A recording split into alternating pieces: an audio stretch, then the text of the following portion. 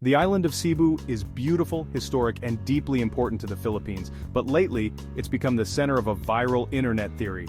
A theory that claims Cebu is the ancient land of Sheba, as in, the Queen of Sheba from the Bible. It's a bold claim, one that sounds exciting, empowering even, but also one that falls apart when we examine the facts. So today, we're going to look at this theory slowly, carefully, and respectfully, and we're going to separate what's myth from what's real. Let's begin. The Queen of Sheba is a legendary figure found in three major traditions: the Hebrew Bible, the Islamic Quran, and Ethiopian royal history. In all three stories, she visits King Solomon in Jerusalem, bringing wealth, wisdom, and questions.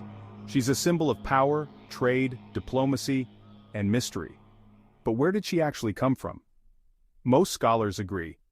The ancient Kingdom of Sheba, also known as Saba, was located in what is now Yemen, on the southern tip of the Arabian Peninsula. This is not a guess, it's based on actual ruins, actual inscriptions, actual archaeology, temples, stone inscriptions, trade records. Sheba was real, and Sheba was in Arabia. So how did Cebu get mixed up in all of this? Well, it started with maps, or rather misread maps. Some online theorists looked at old European maps from the 15th to 17th centuries and noticed names like Seba, Saba, Saba, and sometimes Zabag. They saw these names scattered across parts of Southeast Asia, and they believed those names pointed directly to Cebu. See? They argued. That says Saba, Cebu must be Sheba. But there's a problem here, a few actually. First, those names don't all mean the same thing. Saba in Arabia is not the same as Zabag from Hindu legends. Saba could refer to Java, and Seba in many maps is not even a location but the name of a biblical descendant of Noah. Second, many of these maps were written by Europeans who had never visited Asia themselves. They based their drawings on second-hand reports and myths. These weren't scientific charts, they were blurry guesses.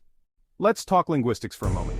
People pushing the Cebu =Sheba theory often say, well, the names sound the same. But that's not how history works. Just because two words sound similar doesn't mean they refer to the same place. There's Paris, France, and Paris, Texas. There's Lebanon in the Middle East, and Lebanon, Ohio. Similarity in sound is not proof of identity, especially when the cultures, languages, and timelines don't align. And that's the next big issue: timelines. The Kingdom of Sheba thrived around the 10th century BCE. Meanwhile, Cebu does not appear in any written record until the 16th century, when the Spanish arrived.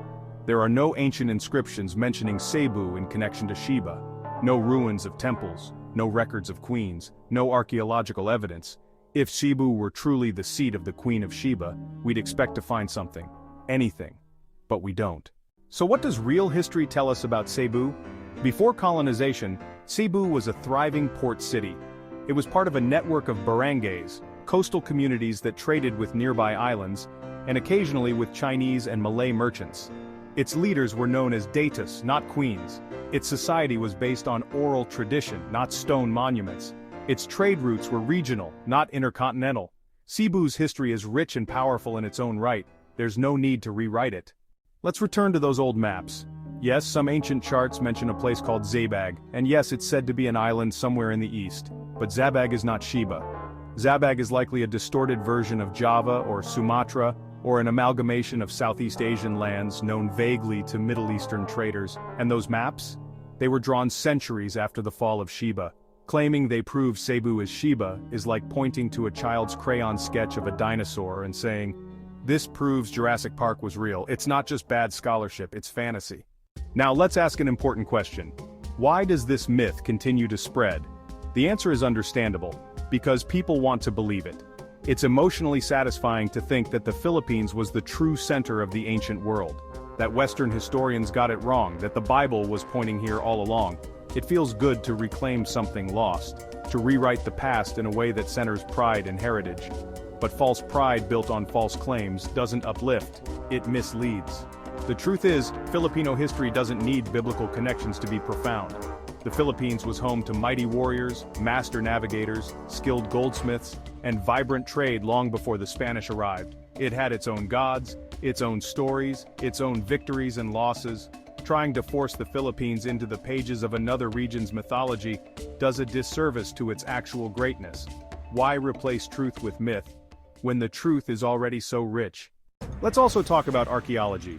If Sheba were in Cebu, we'd expect monumental ruins, ancient roads or fortifications, trade records linking it to Jerusalem or Israel, Hebrew inscriptions, DNA evidence of Afro-Arabian origin, but none of that exists. None. Cebu's archaeological record shows Austronesian roots, not Arabian ones. There are no Solomon-era relics, no camel bones, no evidence of Middle Eastern spices or script, just the opposite. And yet this theory has become more than just a curiosity. It's been used to push larger ideas about divine destiny, biblical prophecy, and even political agendas. But this is dangerous territory, because when we base our identity on myths, we become vulnerable to anyone who controls the narrative. Truth becomes a tool, not a guide. So here's the bottom line: Cebu is not Sheba. There is no historical, linguistic, archaeological, or biblical basis for the claim. The maps don't prove it, the names don't match, and the timelines fall apart under the slightest pressure. But Cebu? Cebu is something else. Cebu is real, Cebu is powerful, Cebu is Filipino. Its story is written in the blood of warriors, the rise of communities, and the resistance of a people who refused to vanish. And that is worth celebrating. No myths required.